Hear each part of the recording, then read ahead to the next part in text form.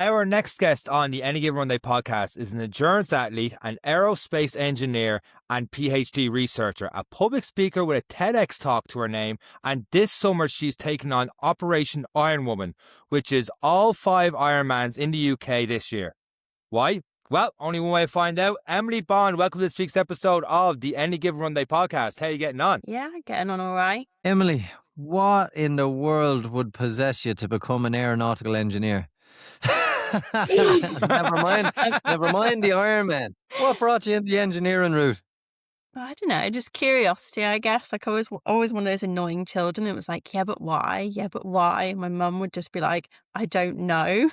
So yeah, I guess like curiosity is a massive driver, and then I don't know, just fascinated by planes, I guess. I say, and I ask because that was my childhood, was why and planes, and that was pretty much still what my life is now, just a bigger child. But when you look into going through engineering, quite demanding, you spend a lot of time in research, a lot of time in talking. Where did the running and the triathlon start to come a factor in your life? When did you get into sport? Well, triathlon was only last year. So I only did my first triathlon in September, which was Weymouth, Ironman 70.3. And then I did a sprint triathlon the week after. And then that was it. The sprint just for recovery, Emily, was it? Yeah. Yeah, I was back home for my birthday, and there was one in like 15 minutes away from me. And I was like, do you know what? I may as well just do it, see like what the crack is. And yeah, it was pretty good.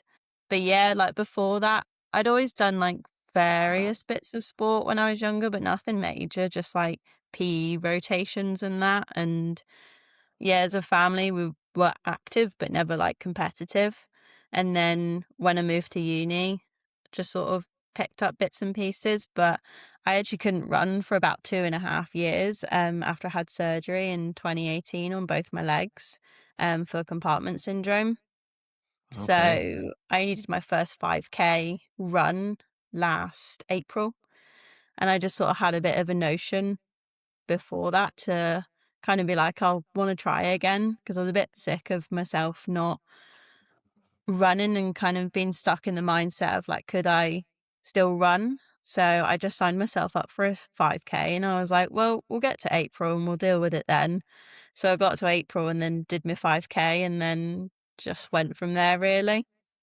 Emily, we're going to have to backtrack a little bit there, because I'm getting a bit of deja vu asking the same question, because I met you up in the Northern Ireland Running Show and the AGR running crew all up there, and we all had the same thing.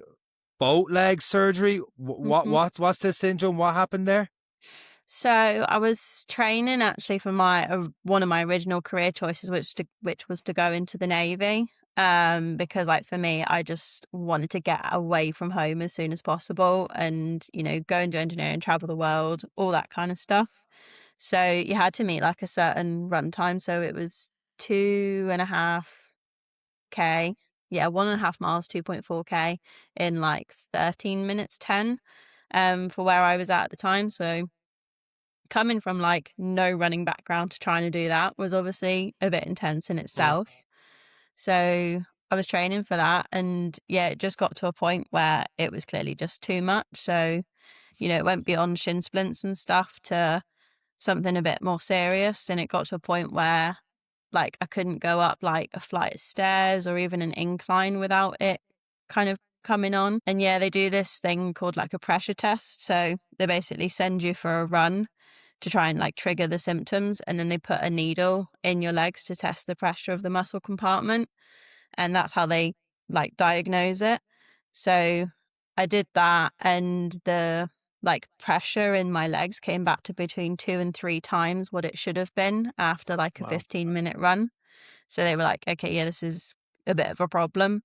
With time not really being on my side, because I was doing my A-levels and I just wanted to leave home, I essentially had like 4 surgeries in one go. Wow. Which is obviously pretty intense. So yeah, they go in and then they just cut like the linings of like your muscles on my calves. So I've got like 4 kind of big scars on my legs. Yeah, that like set me back quite a while. I was on crutches for like, it was like a couple of months, I think. Emily, was this all exercise induced, or was there an Yeah, underlying condition before this? Or this just like you had a goal and you pretty much ran until the wheels literally were falling off? yeah. So I had a PT at the time, and yeah, it just wasn't really listened to as well, which is why like now I'm such a big advocate for like listening to like your body and Yeah. like, it's why they say like you should really build up progressively rather than just fucking going for it, Uh-huh. you know? You're talking to two of the wrong people there for that one. We are the exact same. We haven't gone for it in ages, Eric. You have lately, actually, in fairness to you. So this PT was pretty much, prescribing 7 days of running and you got to do this and every run hard, or... It Because was just more get an just, idea for someone listening, like, of yeah, how... there just wasn't that like listening, I was sort of saying to him like, look, something's not right. Like I kind of knew within myself it was beyond just a bit of like kind of lactic buildup like that. And he would just keep pushing me. Like there wasn't that kind of communication and actual feedback of it. So he was very set on like, okay, this is the goal you have. I will get you here. But there wasn't the kind of feedback loop to it, I suppose was the main issue, that people are different. Obviously at the time I was like 17, so I was still growing Still a little young. bit and adjusting. And there maybe just wasn't that as informed approach to it of maybe ease back a bit and like renegotiate what we're doing. Yeah, build up over time rather than Yeah. now, which led to you. So you had the first surgery. What? And then how did you say 4 surgeries? So it would have been done in 4 separate ones, but I just had Okay. it all in one go. So what did that mean for you, Emily, when it comes to looking at recovery? Because like that, you've the internal pressures of I want to get away from home. You have the goal of I want to join the Navy, I want to be an engineer, I want to see the world. And that's something a lot of people. For me, I always knew what I wanted to do, so I actually don't have not empathy. I do empathize with people, but I don't have the same bond with people who got into their 20s and didn't know what they wanted to do. I've Mm. always known. What did that mean for you then? Because obviously you just got into the sport, you're doing your A levels, and plans are now very much changing. What did that mean to you? Just meant a readjustment really, and just finding some other way to just move forward. So originally I didn't want to go to uni, but I ended up writing my UCAS application in 2 weeks with my boss at the time when I worked in a B&B helping me write my personal statement. Because no one in my like immediate family had gone to uni, so I didn't understand like the difference between a bachelor's course or a master's course, or that different unis even had different curriculums. Like that's how much I just didn't know about uni. So I typed into UCAS engineering and then just picked like the top 5. I just scrolled through and picked them, like literally no rhyme or reason behind any of them. And when all like the offers came back, so like Plymouth and Exeter, I was like, right, that's too close to home, because I'm originally from South Devon. And then Liverpool I didn't get the grades for, and then Queen's in Belfast gave me a reduced offer to go on their bachelor's program, so I was like, right, that'll do. Off to Belfast I go. 300 miles away, and I had like no friends here, no family here, like nothing, and I just got on a plane September 2019 and just flew here, and then that was it. Emily, how did you... I actually did something similar, but the parallels stopped pretty soon because like I didn't know what I was doing, and then all of a sudden I went into... I was in a PT thing. I was in a hotel gym and I really hated it, and I was like, one of these days I'm gonna quit, and that's it. And I quit, and I was like, I'm going back to college. Didn't know what I was gonna do, and like yourself, it was like it was around July, August, so there was like so basically the main phase of subjects and all had gone, so it was Yeah. whatever left. And the top 5 were different engineers that just happened to be minute. And I was like, okay, I'm going to do electronic engineering minute. I thought I was half decent at fixing things. I could do a couple of things like, yeah, that's what engineering's going to be. I hadn't got a clue of what it was. And I ended up meeting that other lad, Eric, who's just disappeared on us right now because he mustn't know the story was coming up. I'm sure he'll pop in a second for that. I don't know if you've ever heard that story before. But anyway, but when I got into engineering, I realized after a year, oh God, this is not for me. But like, you obviously figured out pretty fast this was for you, and you found it easy enough to get through. Yeah, I just kind of stuck at it really. Like I said, I think the curiosity aspect helped, and in some senses like leadership in a way, because there's a lot of like group projects and whatnot. And I think for me, I am someone who does more than just one thing. So instead of just doing my like uni degree, I did so much more around it, which added so much more to like my life, so like I worked in industry and I would just take like different opportunities, do different sport. And it kind of just built this picture where one opportunity then just kept leading to another, which is kind of how I got to where I'm at now. We're still doing my PhD and then getting into like triathlon and that. This whole engineering and all the rest, and on one stage you're getting into Ironmans and high performance and all the rest. Somehow it's just like rocket science. And I have listened to the TED Talk twice. Emily, for Eric who's getting confused right now, how is this all like rocket science? Well, it's just about, another part as well with PhD is it's all endurance. Like life is an endurance event. You can't sprint through life really. But in terms of what I talked about in my TEDx talk, so it was what rocket science taught me about personal growth. So essentially it's all an iterative process. And like in engineering, you expect to fail because if you don't fail, then you never really get a successful rocket launch. But the important part is failing, but learning from the failure. And essentially how so many people who don't grow and don't change refuse to learn from failures. And like it's the same for triathlon as well. Like if you're not prepared to try and probably fail at quite a few different things, you'll probably not really get a successful or even complete an event. I did the first half. I failed engineering pretty good, but the part that stopped there for me.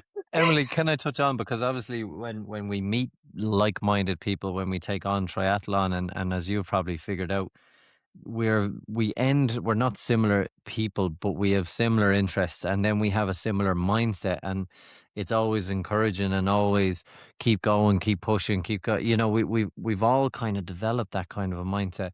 But as you were taking on your first 5K with a little bit of fear of coming back from the compartment syndrome, I want to just talk on that bit, because obviously you've developed a hell of a lot now, but let's go back to that first 5K. What were your fears? Because a lot of people listening to this, and this is why I'm asking the question, have that fear of couch to 5K or getting out, or being embarrassed when they go for a run, or the fact that everyone hates running when they start running because it's difficult and they're possibly doing it wrong. But go back to that first 5K for you.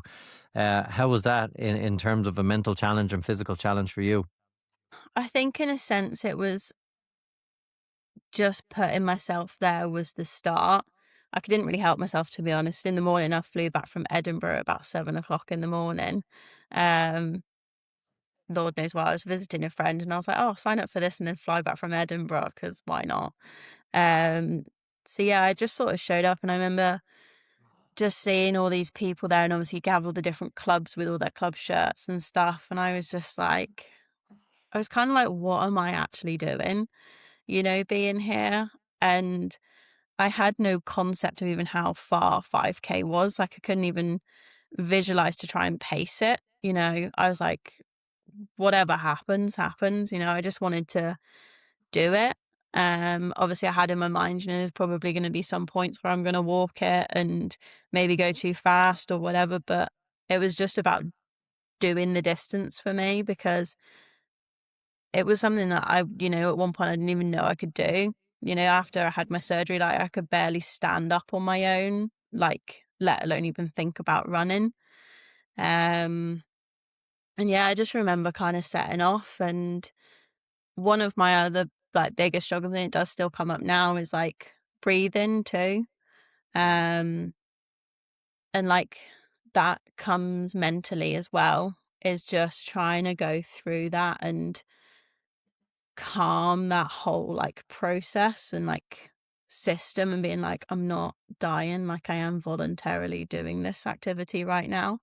And just knowing that it's okay to like walk a bit, and then start again. But it's just going through that process and also knowing like the why of why you're doing it, because if you're doing it for someone else, then it's harder to get through those points. Whereas if you like have your why for doing it, whether it's to, you know, get some fresh air, or it is to run with friends, have a bit more community, or it's to see what your mind and body can do or come back from an injury or whatever, it's so much easier to like navigate those challenges when they arise. Did this you talk about in your Instagram that self-belief is a skill, and you're talking now that you have this belief in yourself, and obviously you have belief in yourself because this Operation Iron Woman that we're going to talk about in a little bit. Was there a race or something, or a moment, or you've talked before about kitchen floor moment, where something just clicked during this process? Are you like, actually, this belief is coming now, I have this in me to go? Because it's going from the surgery and unable to run. I find it hard that you just had that belief straight away. I know you had that the guidance there to aim for, but was that just literally always there as soon as you finished the surgery, or was there a moment or a race where you're like, you know what, actually, there is something to keep pushing this. I could do what you're going to take on with Operation Iron Woman. I think, yeah, I mean, I didn't even consider really doing a 5K race until, well, I signed up, I think it was November 2024. So that would have been, what, 6 years after my surgery? Yeah, because I had my Okay. surgery Christmas 2018. And then, yeah, it wasn't until 2024 that I really thought about going and doing some sort of race, running race. I'd done like a little bit of hockey a couple of seasons before that, but that was sort of it. Obviously, that's just a bit shorter sprints and things like that, but nothing significant. And I don't know, I think it was just, but self-belief is one of those things that comes in all different aspects. You know, you can see it in career, but you can see it in even going and traveling. Like some people will say that, oh, I could never, you know, travel to Europe, for example, but they'll believe themselves if they're going for a new job or, you know, learning a new skill. So I think it's like you can build self-belief up across, but it's having that ability to transfer it and know it's cumulative too. Because like you said, like I didn't come straight out of my surgery and be like, right, 5K and then triathlons for me. Like that didn't even cross my mind at that point. Like it started off with believing that I was just going to get back on my own 2 feet. I was going to get off the crutches. I was going to go swimming again, you know, once I was kind of cleared with the dressings.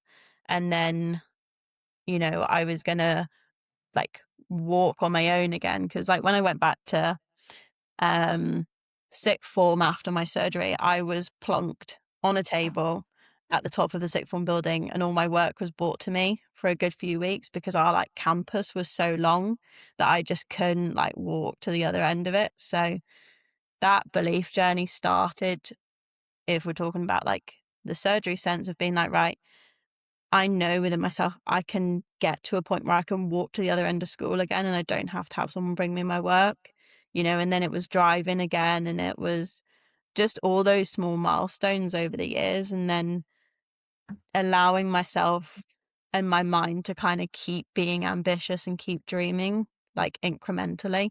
And then, yeah, next thing I know, I was doing a 5K, and now I'm doing all the UK Ironman races, which is absurd.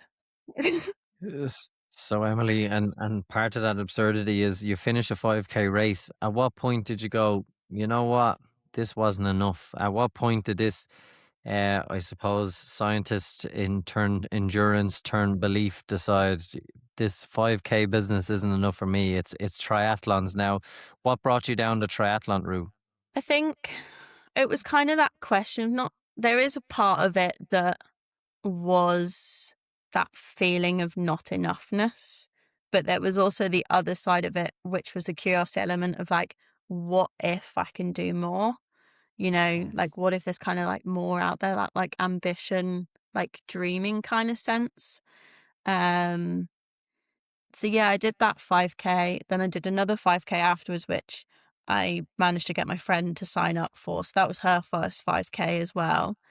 And then there was someone I know who couldn't do, she had signed up for the Belfast Women's 10K, which was in June last year, and she couldn't make it. So I took her place, and I was like, right, I'm just going to try this and see what happens. And I was like, do you know what? I'm going to try for sub 1 hour because why not? And they had paces at the time. So I sat behind the like 55-minute paces and just in front of like the 1 hour ones. And then in the last K, just like crept forward and then ended up with like a 58:50 for my first 10K, which was insane. Brilliant. And like every race I did last year, I think I cried at nearly the end of every single one with just absolute proudness of myself, of like how far I'd come. And I'm going back to the first 5K I did. I remember I phoned my mum at the end and I was like absolutely sobbing. And she goes, "What's happened? What's happened?" I was like, "No, it's good. It's good. It's fine." And I told her this doing my first 5K. And then she starts sobbing as well on the phone because, like, you know, we'd been through that Christmas together where, like, I was just in so much pain all the time to then running again. And it was just, you know, insane. And I think that is what kind of gave me so much of a buzz last summer, was just being so grateful for what my body could like now do again, you know. So yeah, I went from like 5K to 10K and then had a couple of weeks where there was obviously a bit of shin splints and stuff as you're coming back, which I know a lot of people will get Did at that some scare you point. a little bit from A being where little you were bit, with surgeries? but I think within myself, I knew the difference as well. And I knew Okay, that, because like, you learn what yeah, pain, what it was, and when to pull back. exactly. Yeah. And And what then, did your PT say? You're still with, obviously. What did he say? well, I've got a different She's one on now, throwing cheap obviously. shots, huh? Yeah, let that one go. Sorry. But was it a case of, okay, look, I know what to do here. I'm going to rest. I'm going to Mm. recover and ease into it. Yeah, that was it. And it was knowing and not being afraid anymore to slow down. You know, like I did Hillsborough 10K and I did it with two of my friends, and it was probably one of the best races I've had because of the community aspect of it, even though I was in quite a bit of discomfort the whole way round. But we just went slower and we just chatted the whole way round, you know, and carried each other through it. So yeah, I did that. And then went to my first half was in August, actually. So it was the Antrim Coast Half Marathon. So Oh, there nice. was 19 weeks between my first 5K and my first half marathon. That's Um, supposed to be a very popular one. What's that half marathon like? I've heard a few people talk about that. It's by it the was, coast and yeah, it was decent enough. Like last year was really sneakily hot. Like it was that type of weather where unless you were aware, it could really catch you off guard. And there was a lot of like elite and clearly very well trained people who were just like, not today, like not happening. oh wow. I think I worked out there was about a third of like the signed up amount of people who signed up who didn't complete. A So third of people that signed up didn't complete. I think so, yeah, roughly what I calculated. Like it was very sneakily hot, but it's a decent course. It's known for being very, very flat. Yeah, I've heard it's very a flat course. Mm, It's been a PB course, and I know yeah, there's people around here that go up there for their half marathon PB. The end of August is around that time. Am I right in saying yeah, that? it's No. like the 24th of August or so. But how'd you Well, get on? Emily, that wasn't going to stop you. You didn't let the heat get at you. You're a rocket scientist. No, I paced myself. It's quite interesting. I didn't even have a proper sports watch at the time. I had an old Casio watch with just a Ah, stopwatch on, yes. and I Nice. wrote my pacing strategy on the back of my hand and just looked at the stopwatch every now and then just to have a rough guide.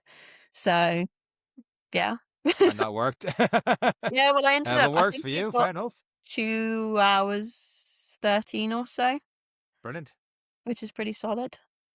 And then obviously you were progressing on this. At what point did half Ironman begin to come into your mind? It would have been midsummer, so I was out cycling with, we'll say, an acquaintance, and he had signed up for a full Ironman, and I was chatting to him, and I was like, do you know what? I reckon I could do something like that. That sounds like a good idea. And then he was like, oh, you know, you need to train for like years for like these triathlons and stuff and like the Ironman ones. And I was like, Don't nah, mind them, Emily. 16 weeks. yeah. And proven, I was proven like, science. I've done a yeah. PhD on it there about 2 years ago. He was the guinea pig. Yeah. And I was like, do you know what? I've got a pretty solid background, especially in like swimming and stuff, and like just grit and determination. So as soon as I got home, I searched Ironman races, and I was like, right, we'll start with a 70.3. That's a solid place to start. So I looked and I was like, right, what ones are left in the UK this year? And then Weymouth popped up, and I was like, right, they've got a flat run course, it's a sea swim, rolling bike. I can do that. So next thing I just signed up for it, and I texted my friend, and I was like, guess what? And she's like, what, this could be anything. And I was like, I just signed up for my first triathlon in Weymouth. And she was like, oh my God, no way. And I was like, yeah. So that's how it started. So I had like 4 months of like intentional training for Weymouth.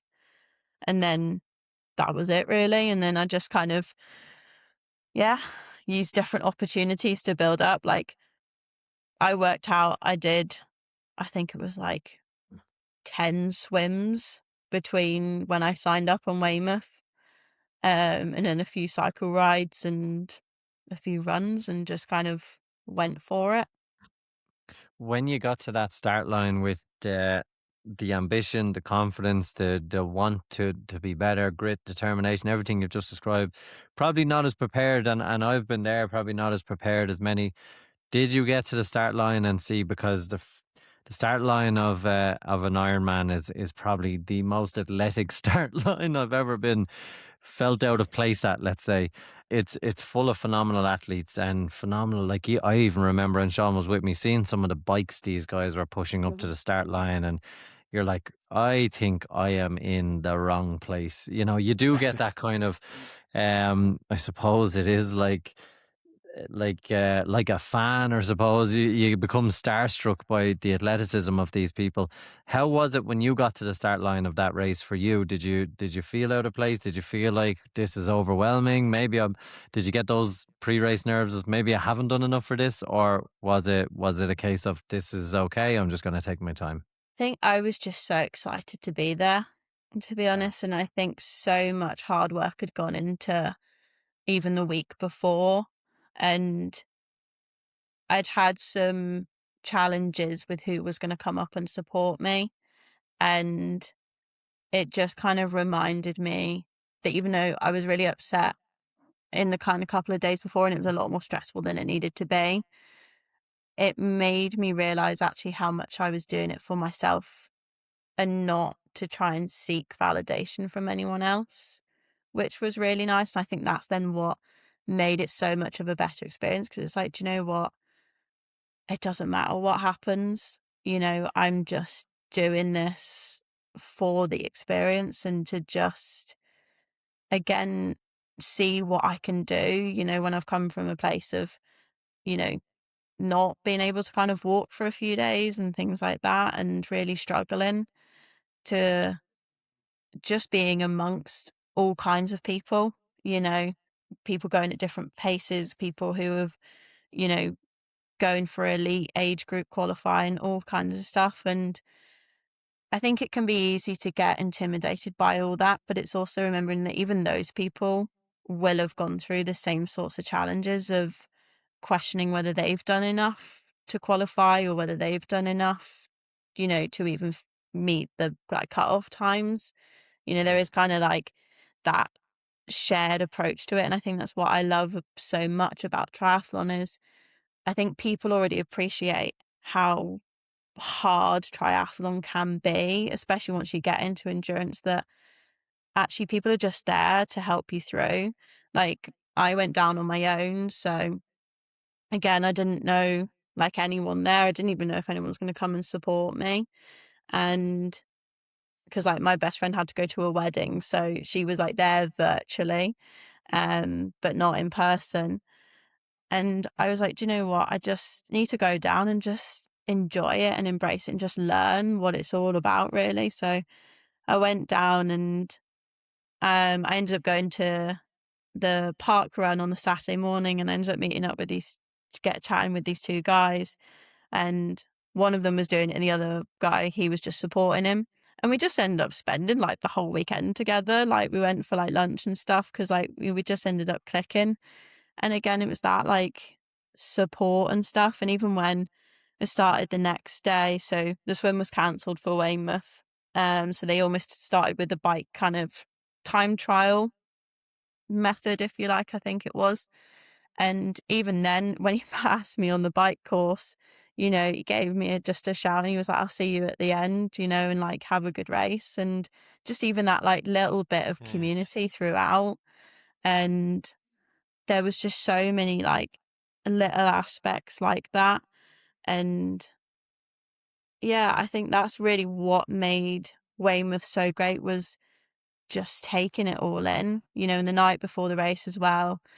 Like, I find like water really like calming, which is why I quite like enjoy swimming and stuff like that. And I put my wetsuit on, and I had planned to do a bit of a practice swim. I didn't. I just ended up floating for like half an hour just in the sea. And I remember it was like dark, but it was so warm and crisp as well. And just kind of being really grateful for being there, that I was like, whatever happens tomorrow, like, there's another day, like, it will be fine. I will have learned something, and I just loved it. And I remember coming round, and like, you had to do obviously a couple of laps, and then you split off to the finish for Weymouth.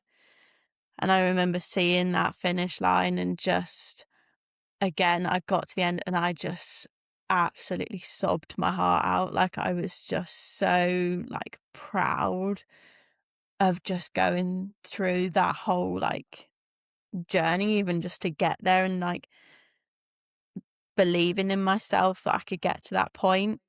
And it turns out my other best friend, she was there, and I was coming through, and yeah, like the street bags and stuff, and I was looking for mine, and one of the volunteers was like, oh, someone was asking for you. And I turned towards the exit, and we just caught eyes, and we both just started sobbing again. And just, it was so much just raw emotion. And like, yeah, it's just, I don't think it's a moment I will ever forget, of like how much it meant. And then obviously the cogs started turning of like, okay, well, what's next, after this? And yeah, here we are You in almost cry as 2026. much as Sean at the end of races, Emily. Almost. I think you're a close second. Emily, Well, I don't connect eyes with you at the end of the race there, because you're not there for me at that stage. Otherwise, I'd be a lot worse. because I'm usually still doing the event while you're finished. Emily, that moment, that finish line, that feeling of success, you didn't just go, okay, let's move on, let's do the next step up. You've really set a big challenge for yourself. At what point, when the tears stopped, did you say, right, we need something even bigger? Because a lot of people are quite happy, and a natural progression is maybe do another one. Let's get a bit faster. Let's hone in on some of the skills and then move on. I was exception to the rule. I did a full because it was two halves for the price of one. That's the way I was looking at it.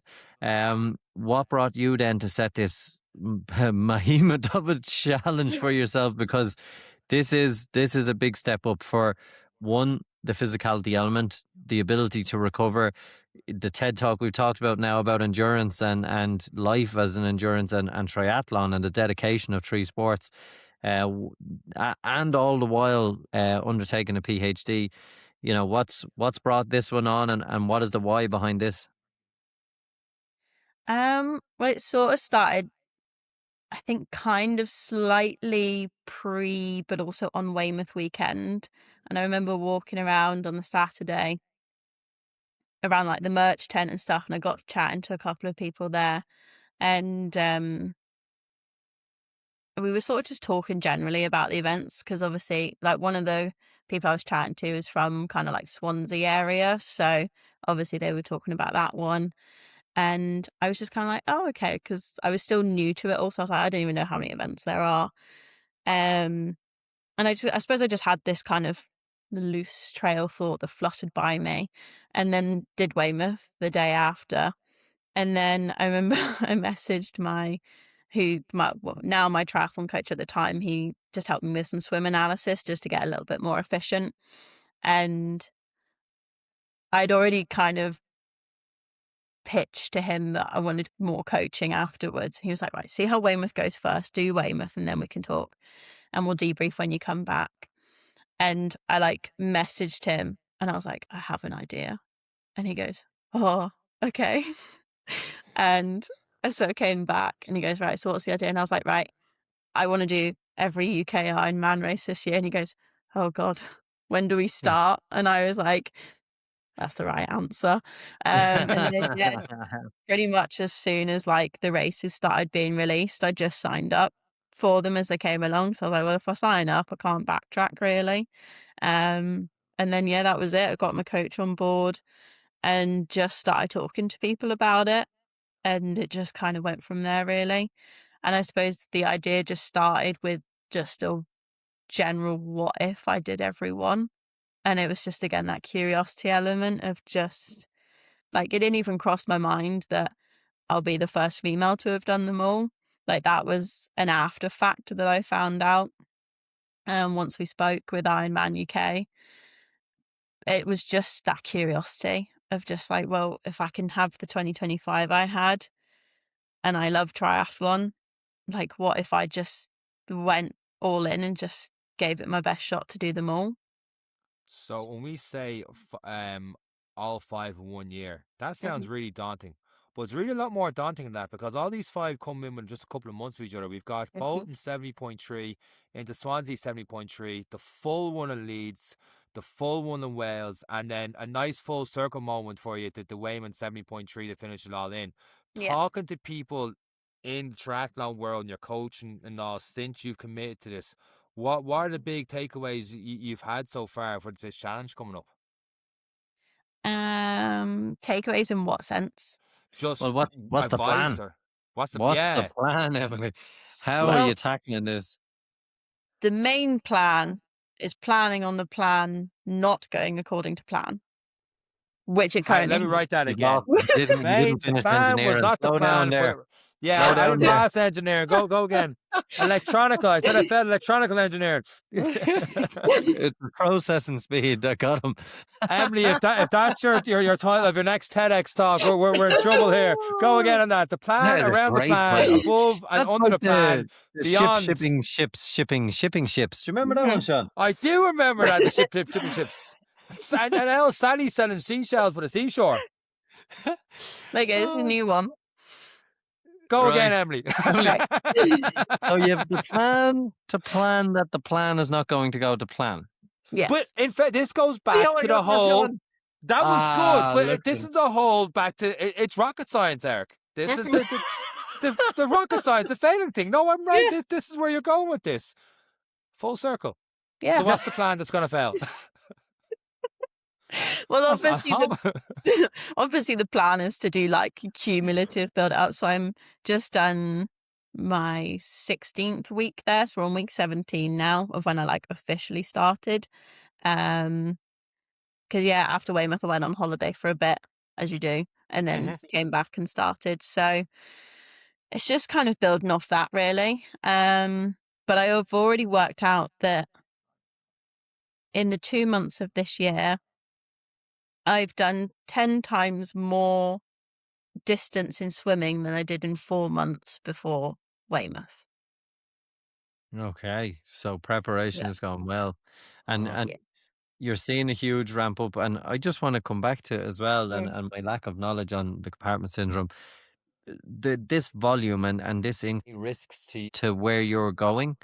Are there any risks to you of that coming back, or do you have any fears of that, or is everything maintained now and the body is adapted? And because recovery is going to be a big issue.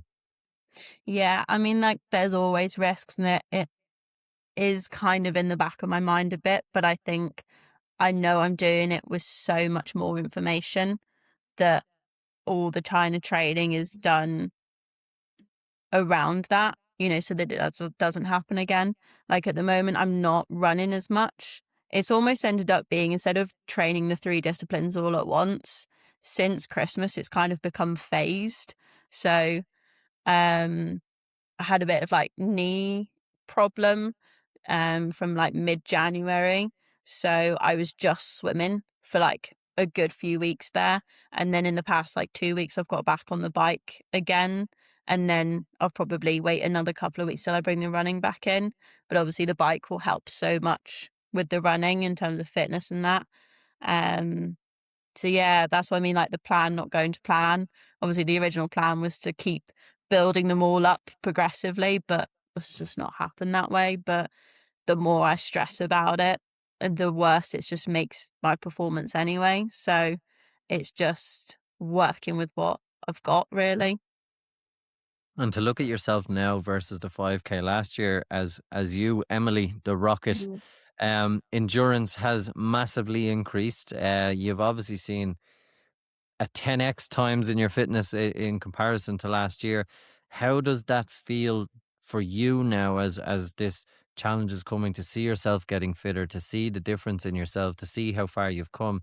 How good is it now? Because previously it was a lot of how privileged we are to be able to do this, and that's still very much a case, and a why you're doing it, and a push.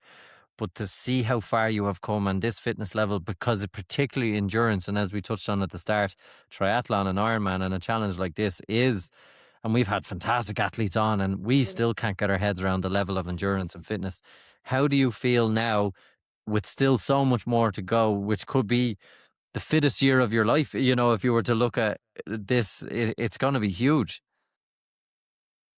I think it's so hard to tell. And like, I was talking to my friend about this earlier, actually, because I was like, I feel like there's always that question that crosses your mind. Like, we're about 12 weeks out from Bolton now, when it really like kicks off. And I suppose there is that question of like, have I done enough to this point? And am I going to have enough by 12 weeks time? But then it's looking again and how much I managed to achieve in actually such a short space of time last year. And it's almost reminding myself that in some ways I'm already winning by just even giving this a go and just putting myself almost on the court to try. And, I'm not looking to age group qualify. I'm not looking to be super speedy. That might come at another point. But for me, there's so much more and so much like growth that's already happened, but just how much I'll keep learning. And I think as long as I'm open to that and how much I'll keep learning and growing, I don't think I can go far wrong over the summer, Emily, I've never done an Ironman. I could probably confidently say I never will. I can't swim. But when you finished Weymouth, what was I know you said you went on holidays and stuff, but the recovery process, what was that like until, I don't know if you did any sort of training at all, or how did you feel you could have done training? And on the back of that then, how long is it then from Bolton to the second one is Swansea, 7.3? So after Weymouth, I remember like that evening, looked at my watch and it was on like 9%, and I think it said like 94 hours till fully recovered, and I was like, sweet Jesus, like whew, okay. It sounds like a hangover for me now these days. Yeah. Cassio wouldn't have said that, would have been a lot more complimentary of you. I know. It would have just told me the time and that would have that's been it. That's all you need to know is the time. You're grand. Yep. Go for a run in the morning. I'll time you. So yeah, I remember so immediately after Weymouth, obviously I had a shower, tried to eat some food, but I didn't sleep properly for I think about 5 days after that. The nervous system is shot. Yeah. It's such a bizarre feeling. I know, it doesn't know between being chased by a lion and voluntarily throwing yourself around the course. So that's some way of looking at it. Yeah. I might run faster if I said there was an actual lion, though. That's the only thing. Maybe we'll try it one day. Emily, giving up. when obviously, have you got a team to help you? Is it just you, your coach? Yeah, you said a couple of friends are coming to support you, and what way is it looking for you? Who's going to be crying at the finish line, and who's going to be supporting you around this journey? Is it just you, your coach, and a few others? I don't know. I think in a way I'm trying not to focus too much on that, in a sense, knowing that the people and the community will build itself around it. After Weymouth, like I said, my like best friend, she was at a wedding. But after I finished Weymouth, I looked at like obviously my messages and stuff, and I had like 47 messages from her because she was tracking me the whole way, just sending me messages and motivations and stuff. And to see them at the end, you know, it was almost like secondary inspiration and encouragement. And obviously their messages I can now even still look back on, you know, perhaps even pre-race, you know, this year. You know, there's a few people who have said they're going to try and come to the races they're perhaps closest to. So I have another friend who I used to work with, so she's going to try and come to Bolton. You know, a couple to Leeds, things like that. So there's almost like these like pockets of people and communities, and I think it's also known like just how easy it is to connect with people even there. So, you know, like doing Weymouth on my own last year, and just how welcomed and much of a community I felt a part of, even though I knew no one there.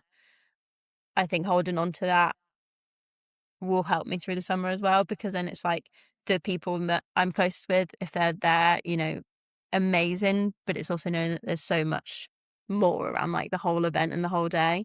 And we always say people are either running from something to something or for something. Is this very much still part of your own discovery, part of you, you know, getting your own headspace through sport? You know, is this is this is this helping your PhD? You coming up with some great ideas while you're on the bike for hours? Is part of your why, and even the mental side of it giving you so much more to talk about?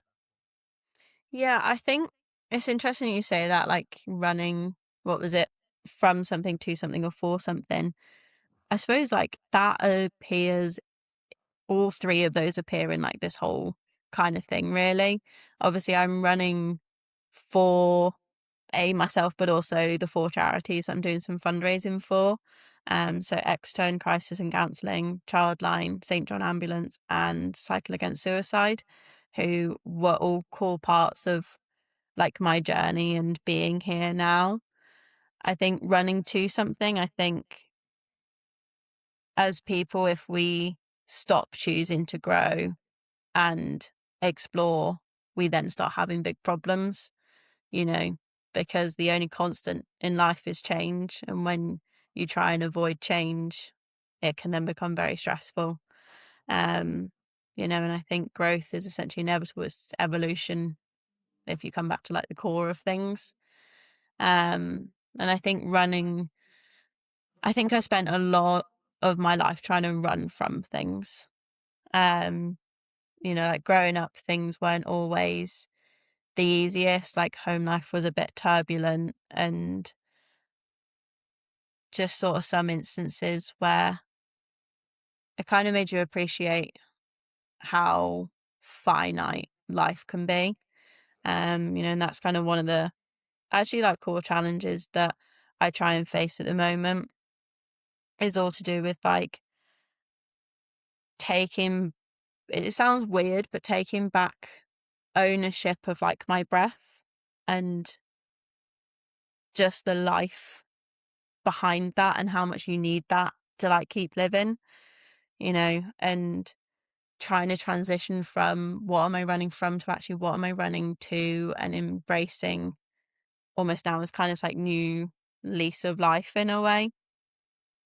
Yeah, and it's definitely part of, and that's why I say it, because after 6 years of this podcast, it's kind of the guaranteed question, because all of us have started on that journey of, and I think that's probably the bit we probably don't give enough credit to, is the change as we get as people who go into these endurance sports or who get involved in running clubs and find people, even in, you know, when you think you're lonely in life, and then you take part in a social run club, or you know, you do the couch of 5Ks, you do the park runs, you start to meet people in very similar situations, and you pass time together, you run together. You don't notice the small change, and this is from me anecdotally, you don't notice small changes in your life, and what it does for you to be able to handle different situations. And what I take on now as what I don't consider stressful situations pre-running and pre, you know, standing at an Ironman going, how am I going to do this to, how am I going to take on this minor task, or, how am I going to do every Ironman in the UK? Everything else becomes relatively small in the grand scheme of things. And I think that's the part that fitness is always one thing, weight loss is always another. It's we've had guests on who talk about from eating disorders into now appreciating their bodies and taking everything in. I think that's probably the one thing we don't give enough credit to the sport and triathlon and all these great things is the development as a person, as you've so eloquently put, is the from, and at some point it's a to and for, and as you're doing for 4 great charities. I think that's the part that everyone loves about it, and eventually, but it's getting to that and finding that reason to start and finding this as an outlet that is the hard part, and the rest, as you said, you meet people, the journey takes care of itself, the support takes care of itself, and it becomes a real natural, beautiful thing. Yeah, absolutely. And I think sometimes it's knowing that, like, I have like looked death in the face and come back from that. And it's just like, well, I've got all this opportunity. And it's just like, well, I may as well try, because essentially what's like the worst that can happen, and sometimes it's looking back to appreciate how far you've come rather than linger on all the things you could have done differently, and learn from that of like, oh, well, maybe I shouldn't have done that, or shouldn't have put myself in this position. It's like, well, you can't change that, but you can change like the bit you do next. Perspective was phenomenal, Emily. Emily, how can people keep up with your journey leading up to these 5 man events? Yes. So mostly on Instagram. So just Operation Iron Woman. And then I've got my GoFundMe, which is also Operation Iron Woman. And then in terms of any like sponsors or other connections, can email me at emily@operationironwoman.com. Emily, final question, and this could be completely edited out and a dud of a question, because just throughout, I think more so this episode than any other, there's been so many just perspective quotes and stuff you had, and another one on your Instagram was the magic you're looking for is in the work you're avoiding. Do you have a favorite quote of yours? Oh, I was hoping you were going to quote the podcast there for the last few weeks. You weren't listening to it there, Emily. I was hoping you were going to say Eric Lawless 2026 episode 310. Some of you said a couple minutes ago where it could have been re-quoted back there as well. Now you kind of gave her a revision and a chance just to see if she took in some of what you said there, Eric. That's all. Oh, God. One that normally comes back to me is feel the fear and do it anyway. No, I didn't say that, Emily. You've got it wrong again. Can we edit this, John? Emily's after getting it wrong. I said something totally different. Okay. No, but look, you are. Eric said, with great chicken and rice comes great possibility, is what Eric says, because that's how he prepares all his Ironmans and his marathons and stuff like that. It's the chicken and rice in the morning. That's what I've learned. And if I fail my next marathon, I'm going to have the chicken and rice the next one, guaranteed. Emily, it has been absolutely fantastic. We wish you the very best. I've no doubt it's going to be tough. I've no doubt it's going to have ups, downs, but most of all, it's going to have lots of stories on the other side. So we do wish you the best.